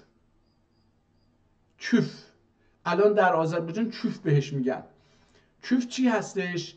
مثلا یه شاخه درخت رو یا یه آهن رو فرض بکنید که از یه جایی بالای یه دیوار هستش، اونجا یه آهن بالای 2 تا دیوار یه آهن گذاشتن یا یه چوب گذاشتن، یه دیرک گذاشتن و 2 تا تناب رو بهش بستن. در پایین هم حالا یا گره کردن به اون، در پایین چیزی نداره، یا اینکه در پایین یه وسیله‌ای به این 2 تا تناب بستن، روی این میشنن و جلو عقب میرن اینجوری. یکی هم ممکن از پشت هل بده این رو، به این میگن سالنجق. برای اینکه اون از یه جایی آویزون هستش که سالان هستش. نرموده یا نرموزه یعنی سالنجق، اون چیزی که بتونید روش، حالا نمیدونم این فارسیش رو یادم رفت. جان پدر. جان پدر چیست؟ ای اوغول دمکتر. ای اوغول دمکتر. جان پدر ای اوغول دمکتر. جان شیران، تاتلو جان. شیران اینجا به معنی تاتلو یعنی شیرین. جان شیران یعنی تاتلو جان، شیرین جان. و نوشیروان گیبی دمکتر. مثل نوشیروان هم نوشیروان گیبی دمکتر. جانکش لجوج. لانکش ججوج یعنی ünkü manası nedir? Ünkü. ترکی لجوج احتمالاً لج کلمه عربی باشه، نمیدونم. لجوج، جانکش لجوج یعنی چی؟ ünkü. ünkü manası nedir? ünkü لجوج. Candar vasf terkibi terkibidir. Canlı demektir. Canlı. Candar canlı demektir. و جلاد معناس نداره. جاندار به معنی جلاد هم هستش در فارسی. حالا جلاد عربی هست یا ترکی هست اینو نمیدونم، چون تشدید داره فکر میکنم عربی باشه. جلاد فکر میکنم عربی باشه برای اینکه تشدید داره. فکر میکنم کلماتی که تشدید دارن چه در فارسی چه در ترکی چه در اردو اینها عربی باشن، ریشه عربی دارن، مثل بنا و نجار و هر چی که هست. جلاد کسی که خیال جل میکنه. واو، این کلمه حالا جل رو آدم باید بدونه معناش نه. جاندار. جاندر مثله جانه چکه. جانه چکه. جاندار مثله ها چانه. چانه چیه؟ چنه. عربیده هنگ معناس نداره. هنگ که در عربی گفته میشه با هی حسن، اون به معنی چانه هستش که در ترکی چنه گفته میشه. احتمالا از چنه ساخته شده. این چنه ساخته شده. چند تا معنی داره چانه در ترکی که در فارسی نمیدونم داره یا نه. یکیش اینه که این چانه اینجا هست. این مثل چاه، نگاه کنید، مثل از کلمه مثل چاه ساخته شده. یک چیزی شما داخل این میذارید و میخورید. چونه یا چانه یه ظرفیه، حالا در گذشته ظرف چوبی بوده که یه چیزی رو داخل اون میریختن و اندازه‌گیری میکردن و ظرف اندازه‌گیری بزرگ بود، مثلا 2 من 3 من اینجوری اندازه‌گیری بود. چانه، این چانه به خاطر این حالت گودی که در دهان داره و وقتی ما یه چیز رو دهنمون میذاریم میخوریم یا میجویم داخل اونجا، چون بالا دیگه جا نیست که بره بالا، اینجا چانه هست. از مثل چاله و چاه و اینا. خب چنه عربیده هنگ میگن. جانه her جوانون geçer kene derler.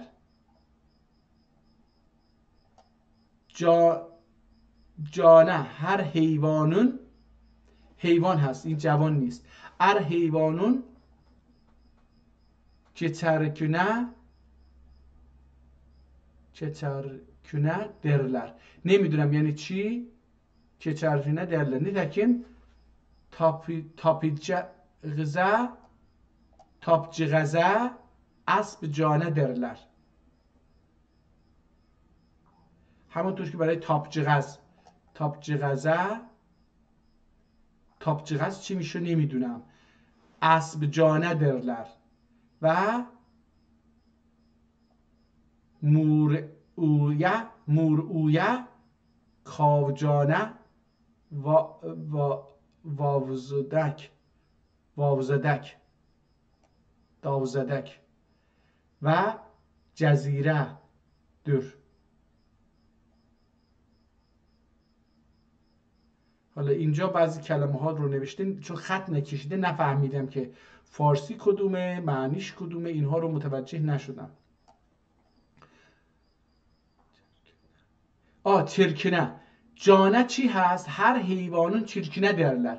به اون چرک و کثافتی که روی حیوان باشه یا احتمالاً یه بیماری باشه که ازش چرک بیاد بیرون، چرکنه درلر. به اون چرکش میگن.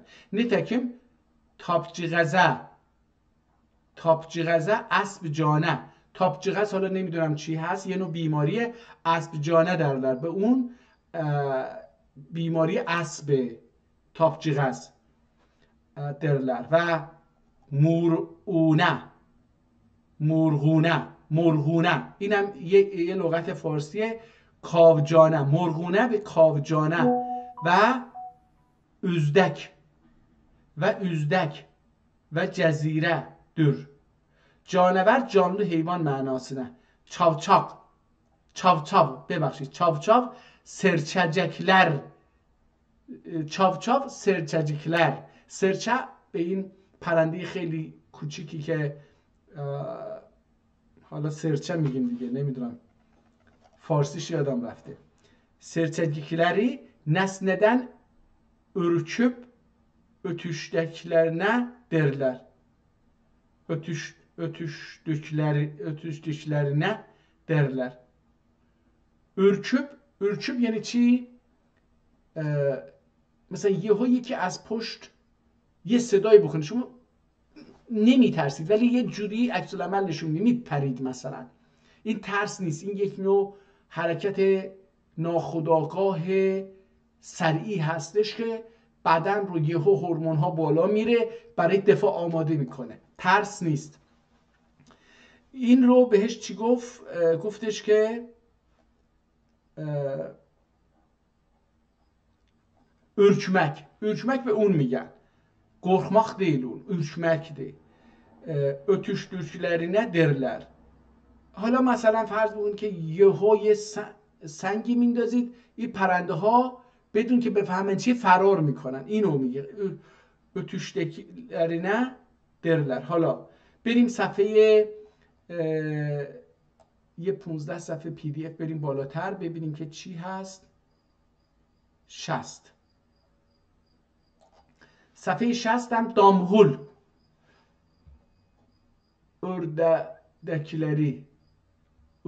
ördekleri şiştir. حالا این یه نوع چی آدمده و غیر حیوانده olur ağrımaz و ختام رنخبه dirler. ختام رنجنه ختام رنجنه درler. دامغول یعنی چی؟ میگه که ارددikleri şiştir. حالا یه نوع شیش هستش، ورم هستش، یک نوع ورمیه که urd میگن. damğul dedikleri şiştir ki آدمده و غیر حیوانده olur ağrımaz. این یه نوع چیز هستش که مثلا من در سرم داشتم، در اینجا وجود داشت، به خاطر فکر کنم مو بود که داخل چیز اینجا رشد کرده بود، داخل پوست یه مقدار میاد بالا، درد نداره ولی خب یه حالت خال، ولی خال نیست، یه چیز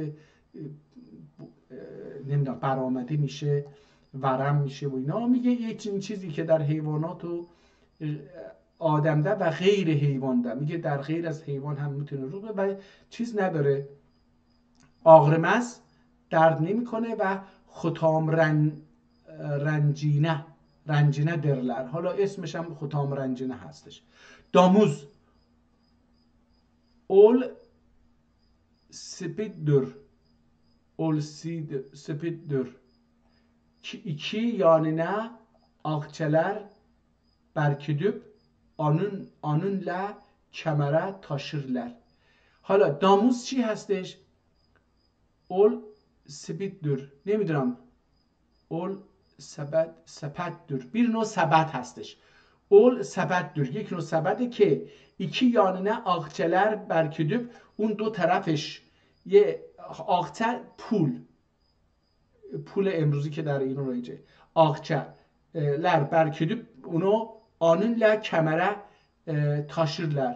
اون رو به کمر میبندن و در کمر همراه میبرند. تاشırlar. گیرلر عربچه تاشırlar.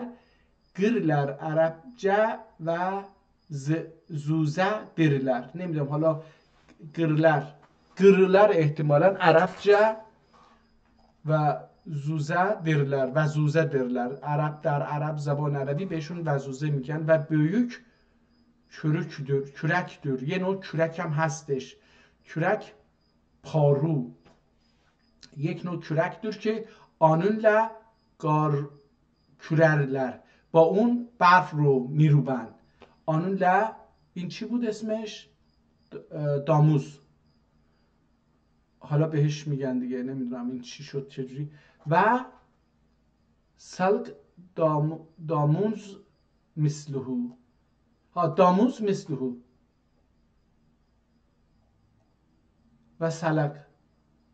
حالا اینجا و سلق یا وسلق. گارلوق درلر گار چرولر وسلق. این وسلق حالا نمیدونم اون ترکیه دوباره به اون کürek احتمالاً میگن نمیدونم. دامون یا داموژ مثلهو مثل همون کلمه داموز هستش. داموژ یا بله.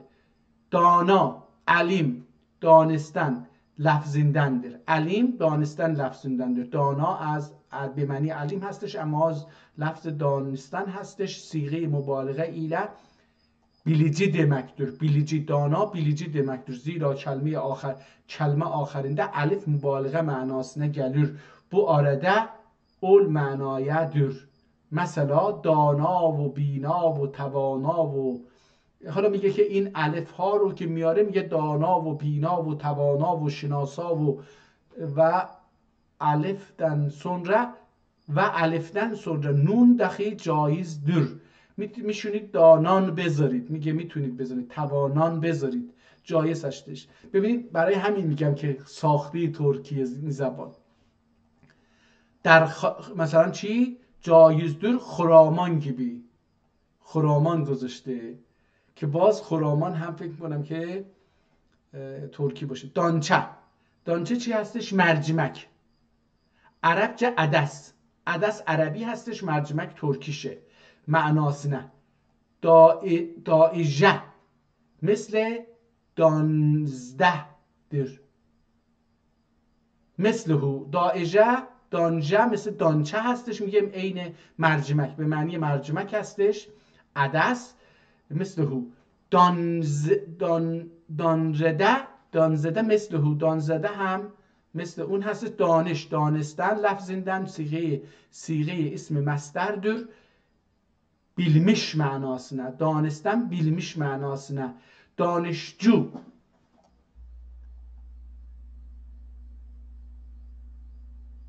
Danışcud. دانشهود هم میشه خوندین رو. دانشهود به معنی دانشمند. دانشمختانده. دانشر. دانشن. خب نگاه کنید دوستان. دانش از دانستن هستش. دانشمخ. دانش دانستن یعنی بفهم. البته دانش یعنی سخن بگو. سخن گفتن به معنی دانستن هستش. این هم از کلمه ترکی گرفته شده دانستن. صیغه اسم مصدر به bilmiş manasındadır. جودر، این دانشگر به معنی دانشمند. این دانشهمد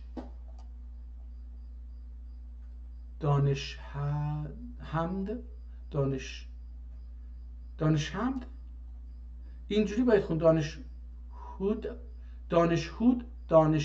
این باید دانشهود خونده بشه، به معنی دانشمند. دانشگر علم صاحبه، دانشمند مثل هو، مند لفظی، اون مند که آخر دانشمند اومده، اون مند لفظی ادات نسبت در، مثلا خردمند و دردمند و مستمند کی بی. دانشمند بلویه، بیلی کمان، بلویه منصوب demek در. بلویه، بلوی، bilmek، بلوی، بلویه، بلویه، اینجا بلویه نوشته، بلو، بلمک، بلویه، bilmek'e demektir. دانشور مثله، اونم دانگ، çerdek، çerdektir. Dirhemin rüb'idir. Tarif edip daik dirler. خب دانگ çerdektir. çerdek ما معمولا به هسته بسیاری از میوه ها یا اون دونه درونش میگیم چردک. نسبت به اون میوه خیلی کوچیکه، برای همین چردک بهش میگیم. دانگ میگه چردکdir. dirhemin rüb'idir. 1/4 درهم هستش. تعریف edip daik derler. daik هم میشه بهشون میگن دانه، حبه و گوش یمی. دانه که میگن دانه، میگه دانه به معنی حبه هست که عربی هستش، گوش یمیشی هم میگن گوش یمی. و علم و عالم معناس نه، علم و عالم معناس نه، به معنای علم و عالم هم دانه میاد. دانه دل حبت القلب، دانه، حالا این بستر سبتره نمیدونم، بازگرک بل کرده. خب بریم صفحه بعد، بریم صفحه 75 PDF. یه چند کلمه هم از اونجا بخونیم. دوباره اول این دیده نمیشه. سابان، نشانلر فرستگار و یول نشانلری. نشانلر فن سنکار و یول نشانلری. و حالا اون زمان هم برای راه علائم میذاشتن، یعنی 500 سال پیش سابان نشانلر، علائم، نشانلر فن سنار و یول، فن سنار و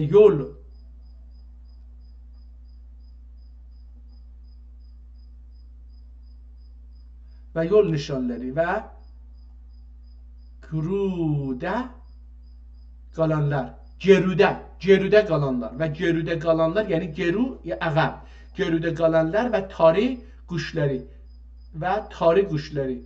تاری یعنی الله.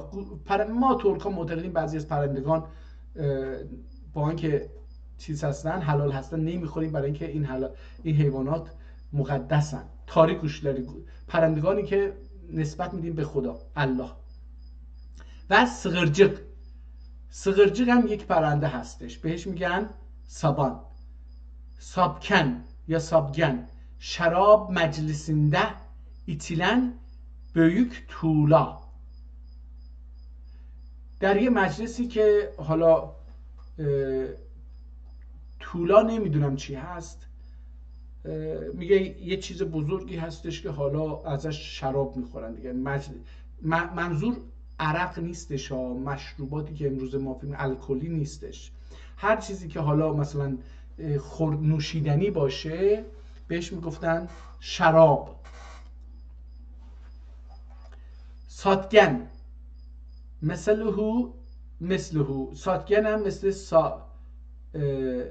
سایگن یا ساتگن، این مثل همون شراب مجلسینده هستش. امار چی هست؟ چون می خورم و بساطنی با دوا بادا و خورم، این شعر احتمالا. امار چون می خورم بساط کنی بادا و خورم، و زیاده او بنا شده حالی مرا ضمیر. نمیدونم چی شد. کمال اصفهانی در روزه تو نیست و روی می پوشیدن. خب بریم ساج. ساج چی هست؟ آبنوس و آردج آغاجی.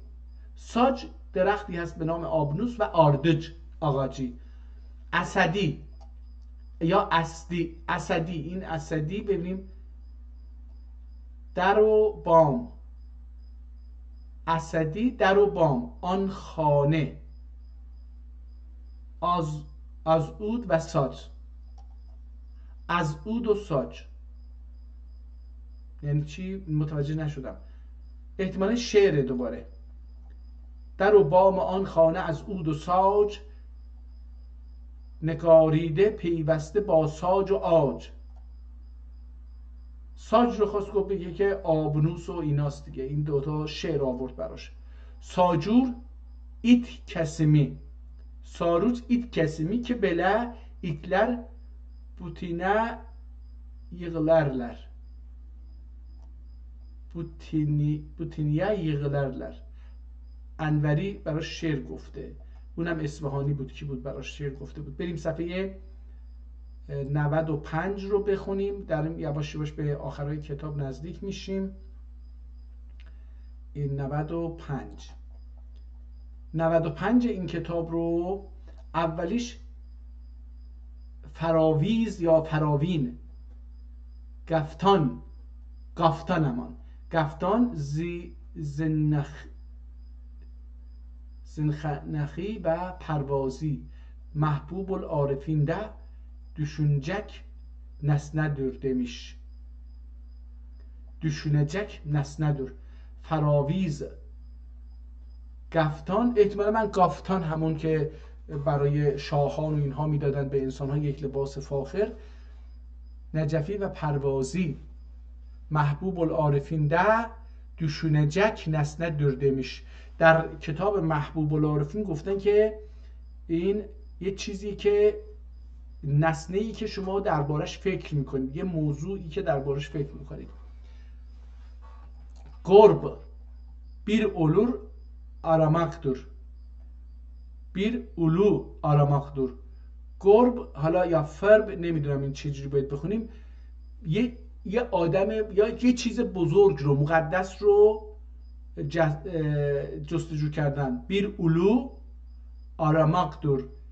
فربه چی هست؟ فربه سمز، عربجه سمین معناسینه.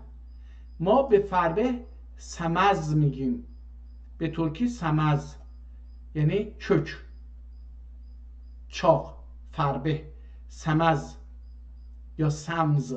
این حالا دیگه دوستانی که بتونن این رو بخونن خیلی عالی میشه. سیمین معناسینه، فضلی مثلهو. اون فربه هم، اینم باید فرنی بخونیم، فربی بخونیم. فربی مثلهو. فربهن به معنی پرپرم. حالا فریبون، حالا اینجا یه ز هم داره نمیدونم. فریبوزن به معنی فرفیون. دوباره این فرفیون هم که bir معروف ادویه‌دür. فرد bez arşi و örümcek آقه. این خیلی جالبه. فرد دوستان در ترکی bez arşi، arşi یا آرشی. bez پارچه هستش. آرشی یعنی یه مقداری از اون، نمیدونم حالا چی هستش. örümcek آقه، این تور عنکبوت رو بهش میگیم چی؟ örümcek ağı در فارسی احتمالا میگن فوت یا فرد. örümcek ağı. من فکر می‌کنم این آغ که امروزه به کار میبرن یه کلمه جدید، مثلا میگفتن که سوسیال شبکه نمیگن دیگه، میگن آغ، toplumsal آغ، مثلا toplum آغ، یعنی اون شبکه اجتماعی. حالا من فکر می‌کنم این لغت جدیدی که ترک‌ها ساختن، راستشو بخواید تا همین لحظه اینجا دیدم که örümcek ağı به اون شبکه، به تور عنکبوت که میگن örümcek ağı، آغ میگن شبکه. فرتج ağız çevresi. فرتج یا قرتج ağız çevresi، به اطراف دهن میگن قرتج. حالا فرتوت پیر خرف یعنی bölünmüş گوجه. این چی هست؟ bölünmüş یعنی چی؟ بونمیش گوجه. شمس فخری یا فخری، شاه آفاق شیخ ابو اسحاق در موردش. فرجام عاقبت کار. شمس دوباره فخری شعر گفته در اون باره. فرخا گنج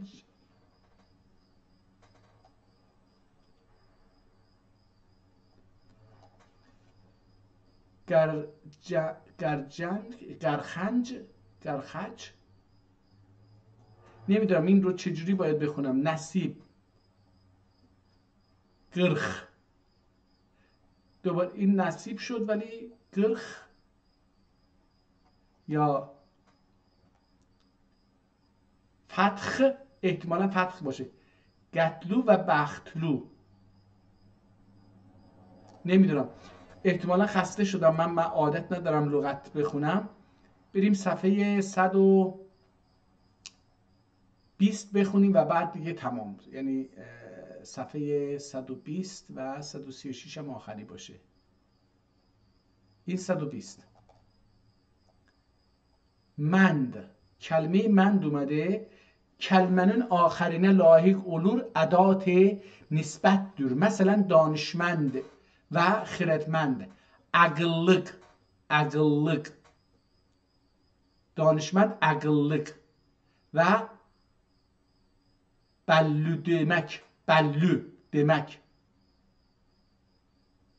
bellü demektir. Yani bu lafz ربط و نسبت manasını ifade eder. Mendil عزایم ogunlu daire.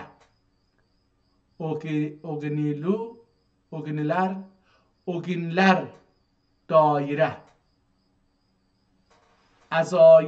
Mendil چی؟ عزایم. اوگنلر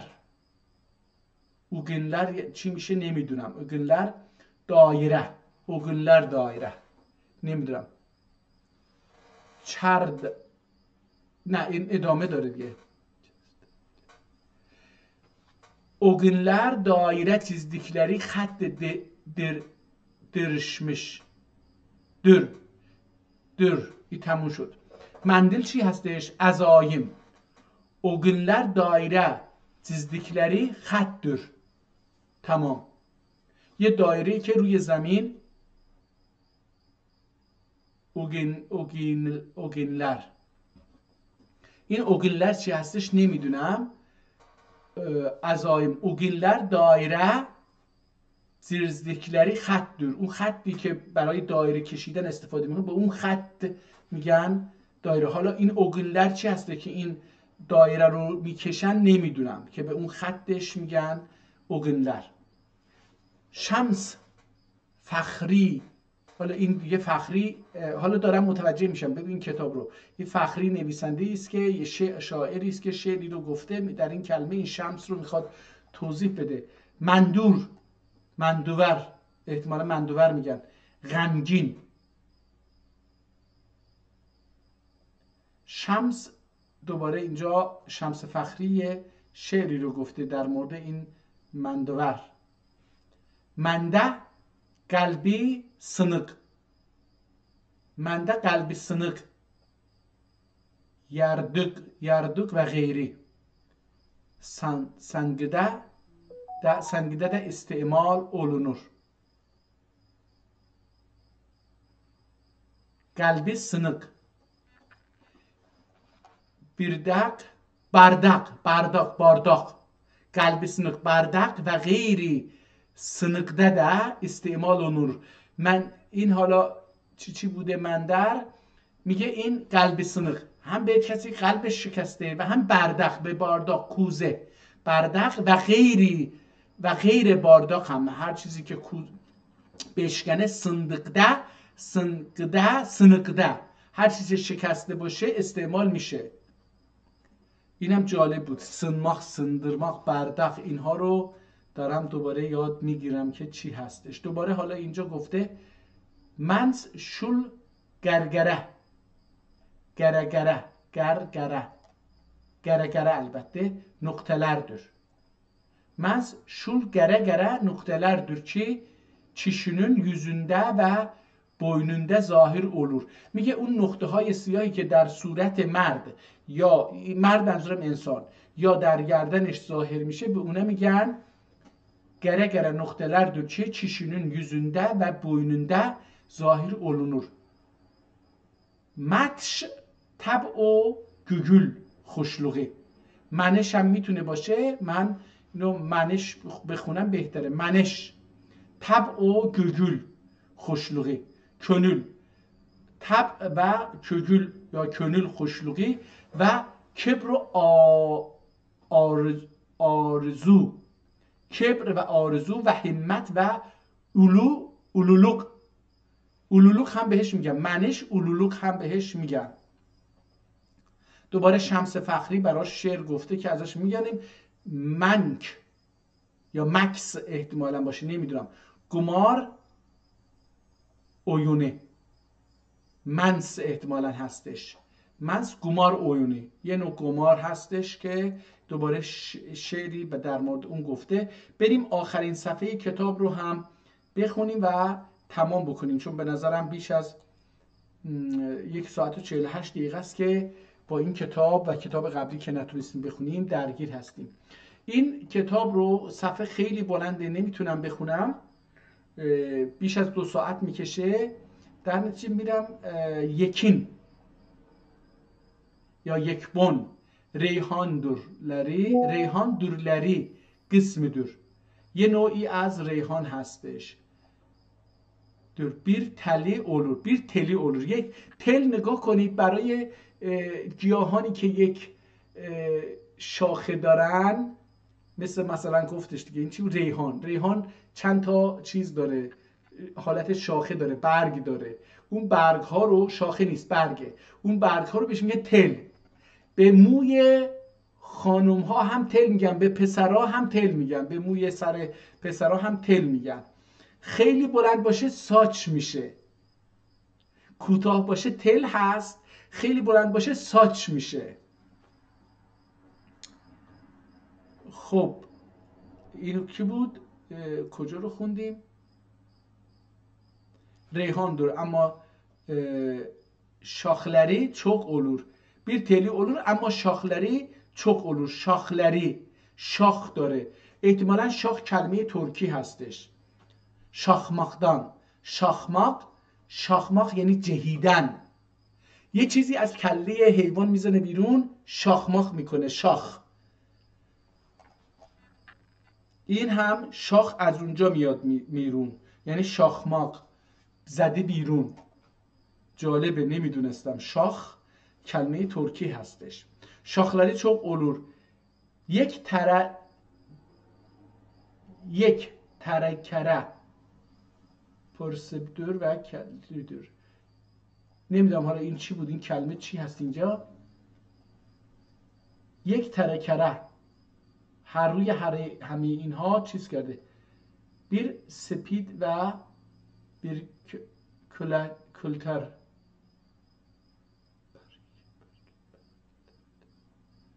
نمیدونم چی هست. یک دانه صدقده bir دانه yaxud 3 دانه yaxud 6 دانه ey xuddur ki آخی دانه ای خود دور که برای دیکی bir idiki biridir direnmiş ola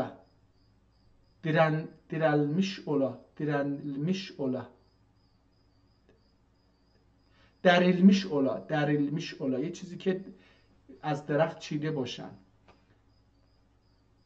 نمیدونم این چی میشه. خب بریم آخر صفحه رو بخونیم و تمومش بکنیم. یونان. حالا یون کی هستش؟ کلمه یون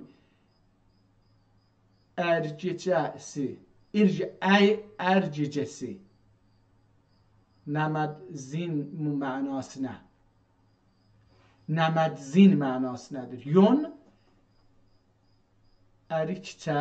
اریکچسی یون اریکچسی احتمالاً ایریکچسی احتمالاً کج باید باشه. ایریکچسی یعنی کج بودن. ایریکچسی. نمدزین معناس نه، نمیدونم یعنی چی نمدزین معناس نه، یعنی احتمالاً زینی که از نمد هست. یون هستش این. آها ایرچسی یون ایرمک یون ایرچسی نمدزین معناس نه. این ایرمخ ایر چتسی کته‌ای که کته امروزه مثل این موکت هستش، به چیزی که مثل موکت های قدیمی، موکت های امروز نه، خیلی سفت به هم چسبیده، بهش میگن کته. یون ایر چتسی نمدزین معناس نده، زینی که از نمد هستش. من همون چیزی گفتم. پس تونستیم بخونیم. یون ایر چتسی، اون کته‌ای که ایرمک شده. نمد زین معناس نه. شمس فخری این رو به شعر در آورده که ازش میگذریم. دوباره شعر داره. یونان این کلمه bir memleket ve bir qavmun ismidir. İskender Zülqarneyn ol qavmidendir ki İskender Yunani dahi derler. Yunius yazın ilk ayıdır. Yunius یه لغتیه که اولین ماه بهار هستش. یوه دلجه toğan bazılar bu bölmül kuştur. این یه نوع پرنده هست. یوه دلوجه toğan یا دلوجه، حالا من نمیدونم این چی رو بشون. دلوجه toğan حالا بزاید، مثل دیوانوار مثلا. دلوجه toğan دیوانوار بزاید. بعضیler bu yemel kuştur، یملی احتمالاً یمل کuştur dediler. بعضی ها گفتن که این یه پرنده قابل خوردن هستش، یه اسمیه برای پرنده‌ای. و بعضیler گره gözdür dediler. و بعضی ها گفتن که این به چشم سیاه گفته میشه. یوه. خب dediler. یوهر هم مثل اون هستش، این همون. یوها مثل هو، یوها هم عین خودشه. بومو یمل گوشیه. حالا اینم یمل گوشی پرنده‌ای هستش که احتمالاً برای خوردن، یا اسم گوش هستش که یمل. بالا هم یمل بود، من یملی گفتم یعنی خوردنی. احتمالاً اسم نوع بو یمل گوشودور dediler. یه نوع اسم پرنده هستش. حالا گوش. یویه آرزومند. یوها مثل همون یویه هستش. یهره مثل هو هستش. تمل کتاب تموم شد. تم کتاب لغت نعمت الله ان ید الالحاج. حالا اینو نعمت الله خود این کتاب رو نوشته. کسی که این رو نسخه برداری کرده الحاجی سنان ابن عبدالحی المذنب المحتاج الی رحمت الله، که این در اون کتاب اصلش قدیما نوشته شده. این کتاب رو که نسخه برداری شده، تاریخ اون 976 هستش که در بالا زدن. این کتاب، اصل کتاب قدیمی تره، این نسخه ای که از اون کتاب نوشته شده جدید تره. اون ممکنه که مثلا بیشتر داشته باشه. من اون اول کتاب یه چیزی در این باره دیدم، یادم اگه نیست، ولی که چی بود اون جایی که خودش رو معرفی کرد، گفتش که اینجاها یه جایی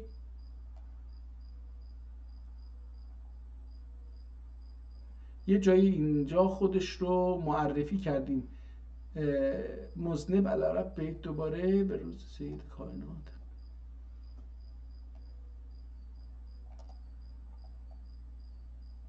بعدهو ناگاه بر خاطر بیچاره اعنی نعمت الله ابن احمد ابن مبارک رومی این رو نوشته.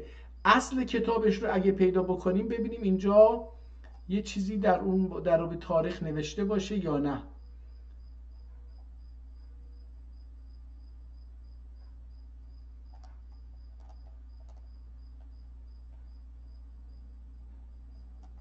بعد اسماء جامده و مشتقه آوردن و ترتیب حروف را بر قاعده لغت اگنوم عجم ترتیب کردن و هر حرفی را به اعتبار حرکات ثلاثه بر سه نوع کردم. اول باب مفتوحه، ثانیه مکسوره، ثالثا مضمومه آوردم تا یافتن لغت مطلوب آسان شود. اون زمان برای خودش یک کاری انجام داده دیگه. حالا من میخواستم این ببینیم که آیا تاریخی آورده یا نه، مثل این که نیاورده. در حال این کتاب رو اسمشو اگر بنویسیم گوگل بکنیم این آدم تاریخ و وفاتش میاد و معلوم میشه که در چه سالی، تقریبا در چه سالی کتاب رو نوشته. خیلی سخت نیست به دست آوردن این. حالا دوباره باید من اسم این آدم رو پیدا بکنم که خودم حداقل برای خودم این رو چیز بکنم. نعمت الله ابن احمد ابن مبارک رومی. بذارید من اینو گوگل بکنم اینجا. دوستان هم اگه خواستن میتونن شاهد باشن.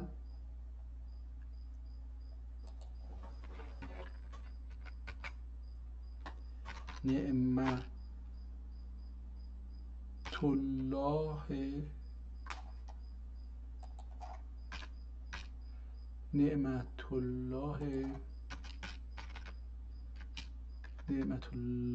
ابن چی شد؟ نعمت الله ابن کجا رفت خدای من؟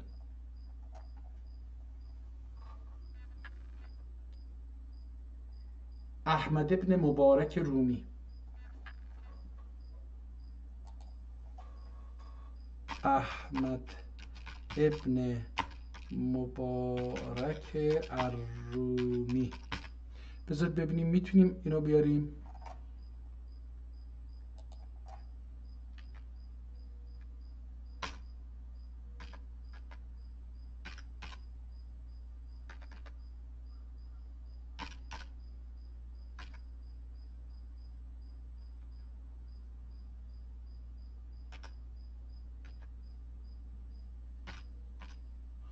نعمت الله ابن احمد رو بنویسیم دال.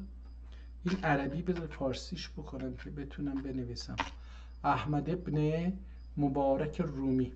ببینیم اینجا رومیه رو آورد خودش. حالا گوگل آورد ببینیم که چی میگه. کتاب البلغة الی اصول اللغه احتمالا از همین آدم باشه. نعمت الله فی اللغة الفرس و هو من الکتب المترجمه به ترکیه. همین کتاب هستش. نگاه کنید همین کتابی که خوندیم میگه که فهرست الكتاب الباب الثاني في ذكر الكتب المؤلفة في العلوم اللغة العربية الفارسية والتركية والهنديكية على ترتيب الحروف المعجمة من ألف إلى الياء باب النون 5 مع اسم ثم وقف نعمت الله في لغة الفرس و هو من الكتب المترجمة بالتركية ألفه نعمت الله ابن أحمد ابن مبارک الرومی المتوفى سنه 69 و 900. نه این خودش در اون سال مرده و سماه به اسمه جمع فيه لغات اقنوم العجم و قائمة لطف الله و وسیلة المقاصد و صحاح العجمی و رتبه على ثلاثة اقسام الاول في المصادر، الثاني في القواعد الفارس، الثالث في الاسماء الجامدة و المشتقات كترتيب الاقنوم و القدم المفتوحة ثم المكسورة ثم مضمونه قدم المفتوحه و اینم از این. پس این آدم در این سال فوت کرده. قطعا این کتاب یه سالهایی بیشتری، بذار ببینم حالا اینجا نعمت احمد مبارک الرومی در این سال، نه دیگه، سالی که 976 همون سالی که این کتاب رو نوشتن، نسخه برداری کردن، این نعمت الله هم به رحمت الله تبارک و تعالی رفته. امیدواریم که نور بر قبرش بباره که چنین کتاب مهمی رو برای ما به ارمغان گذاشته. این که علمای ترک تونستن کتاب‌های زبان‌های دیگر رو به ترکی ترجمه بکنن، این خیلی خودش نشانگاه این هستش که در اون مرحله جامعه ترک داشته رشد می‌کرده. این خیلی مهمه. به هر حال امروز تلاش کردیم دو کتاب رو بخونیم. متاسفانه کتاب اول رو ملاحظه کردی که نتوانستم بخونم برای اینکه سواد من نچربید که این کتاب رو بخوانم، ولی کتاب دوم رو که یه مقدار برای من زیبا نوشته شده بود خواندم. امیدوارم که الله تبارک و تعالی عمری بده و توفیقی بده که بتونیم در روزهای آینده هم کتاب دیگری رو در زبان ترکی بخوانیم و بتوانیم نوری در این تاریکی مهندسی جهل